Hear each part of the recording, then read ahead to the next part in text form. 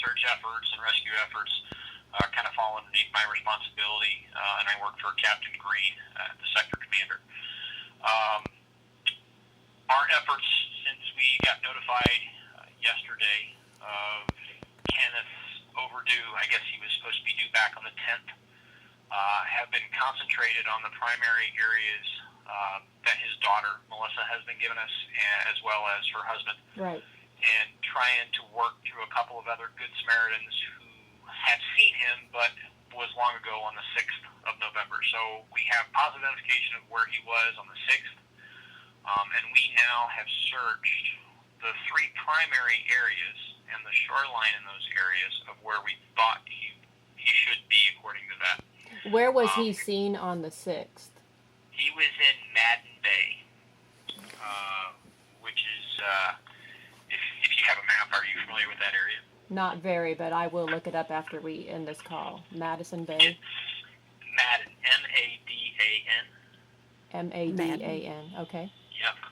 I saw that on the global search. We've searched around Deer Island. Right. And we've searched Anita Bay. And the state troopers and Forest Service actually had been back into Berg Bay back on the 7th or the 8th. Wasn't really searching at that point because we didn't know he was overdue. Right.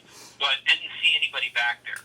All right. In Berg Bay. But we're going to fly it one more time with our Coast Guard helo. Unfortunately, the weather up there right now is playing havoc with our search efforts. Sure. The helo and our cutter there are reporting whiteout conditions at times, and very windy conditions for our Coast Guard helo, and we're trying not to put them in too much of harm's way, but still want to make sure we're searching all the different bays and passes and islands up and around Edelin and that entire area. Absolutely. And there's lots and lots and lots of islands around there, so I'm not 100% comfortable with saying that we've searched everything in Edelin because of weather conditions that we've had. So I'm going to double check and triple check everything with the resources we have.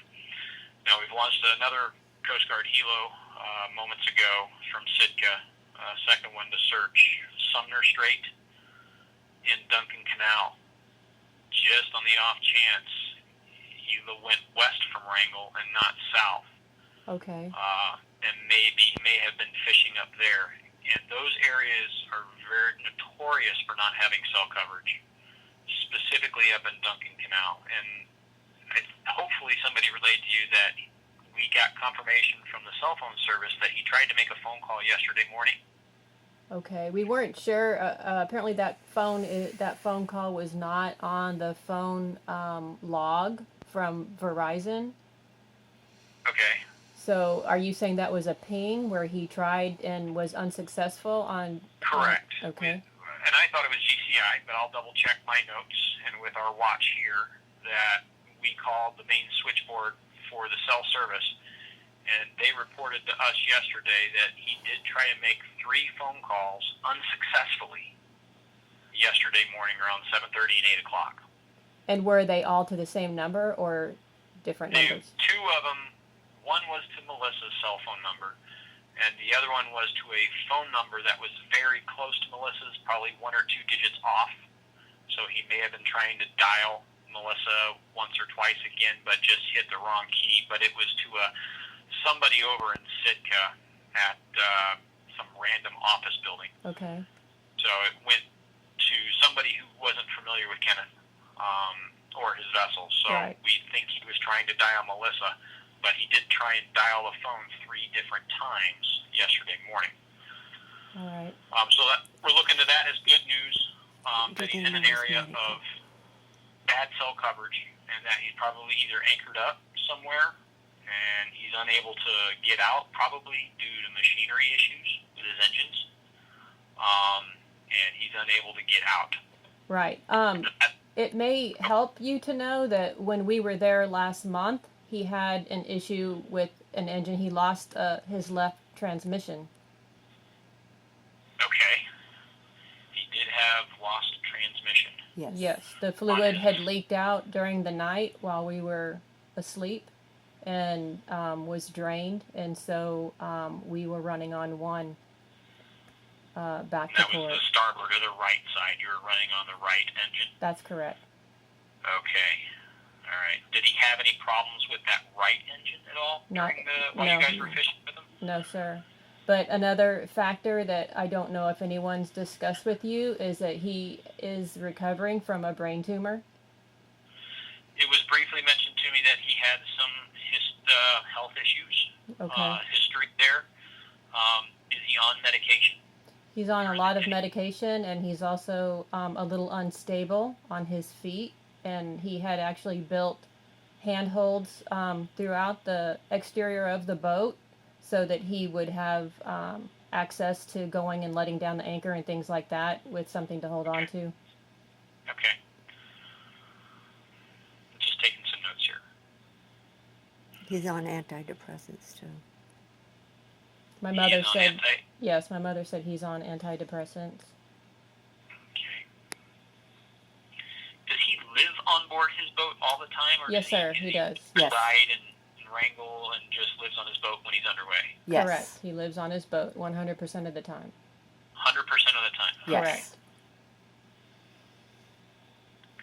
Did he ever mention to you guys about going over to Kaufman Cove or to a place called the logging camp, Myers Chuck, south of Wrangell?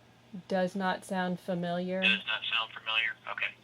Did he ever mention anything about going to Petersburg? Has he ever been to Petersburg in his boat? Yes, he has. He's He been has? up there, Okay. but it's pretty treacherous, so he doesn't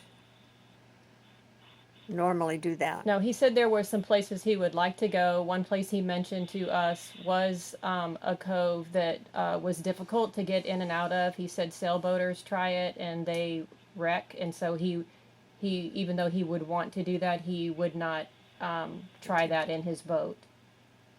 Do you remember what the name of that place was? I don't. I was thinking that was. He said off of Tom's Cove. Yeah, I think it was behind Tom's Cove.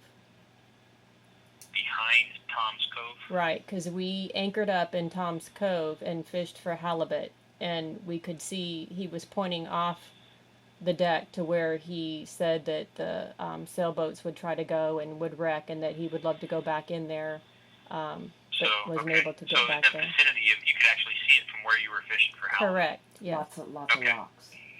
there were a lot of rocks there. Was Tom's Cove a local name?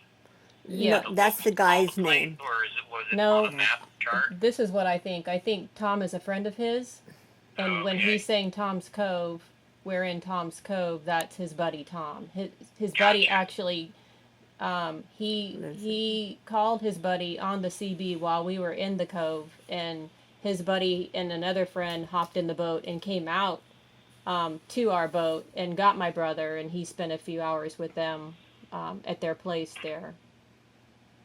So he lives in Tom's Cove. His friend, yes. So I see I'm just looking at the chart, and there's a bay down south of Zemovia called Tom's Place, That's it, I think. the State Marine Park, I don't No. know. and it's fed by Thomas Creek. I don't And know. does Tom have a phone number that we could get a hold of him? No, I wish we did. Okay. And I don't think they But- communicated. yeah. They communicated by CB.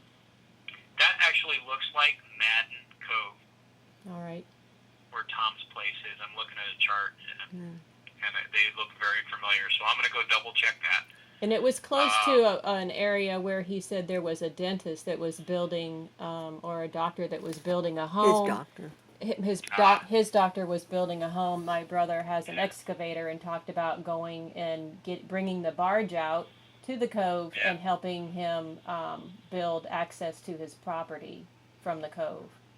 There in Tom's Cove. Correct. Okay. Okay. That helps out a lot. Because if that's the case, that's where he was seen on the 6th of November in Madden Cove. That's the same place as Tom's Cove. Okay.